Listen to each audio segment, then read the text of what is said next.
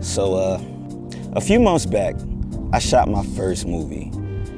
But little do people know, before I shot the movie, for months, I tried to reject the offer of shooting the movie. And in rejecting the offer of shooting the movie, I was coming up with every reason of why it wasn't feasible for me to do the movie. You know, I don't have the team, I don't have, the time, I don't have the know-how. And when I really broke it down, the only reason I didn't want to shoot the movie was because I wasn't confident enough to shoot the movie. So today, we're gonna talk about my 5 tips on how you could become a more confident filmmaker. Let's go. So, the first thing I want you to do is say yes. You're like, say yes to what, Matt? Say yes to everything. Can you film my daughter riding her bike? Yes. Can you come to our company party and film? Yes. Can you film our wedding? Yes. Can you film me eating a candy bar? Yes.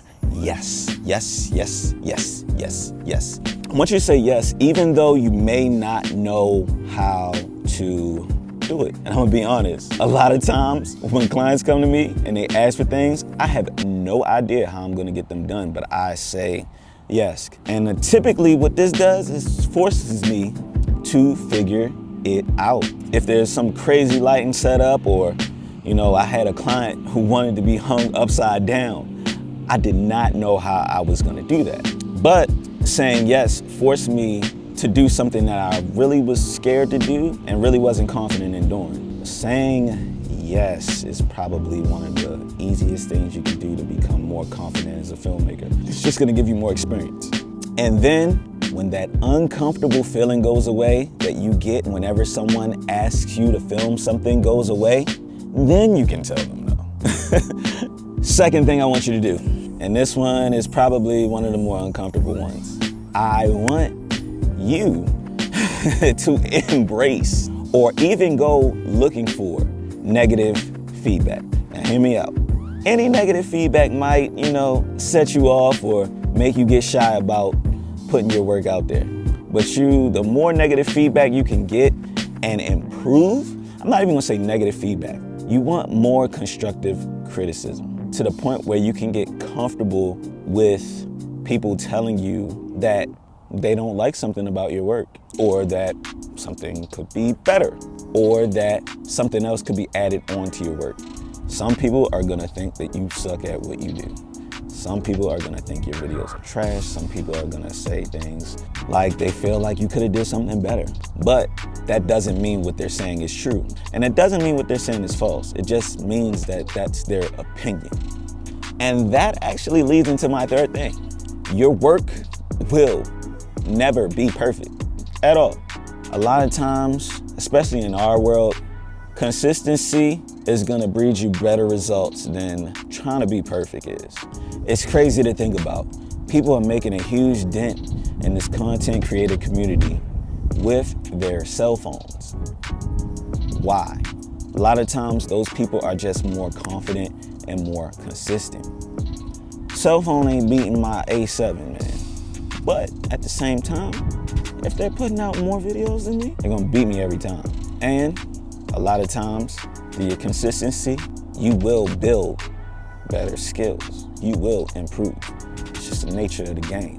Side note, the best ways that I learned was through my failures. Fail sometimes, you know what I'm saying? Like, forget the batteries sometimes. I'm not telling you need to forget the batteries, but you won't forget the batteries to the camera. You know what I'm saying? You're not gonna remember the charging. You're gonna forget a lens. You're gonna, forget the props. You're gonna forget, you tripping, but you might forget the camera. Fourth thing, become a student of the craft. This one takes time out of your day. You gotta watch people like me. You gotta watch all the other content creators who are probably even better than me, but you gotta take time to learn the craft.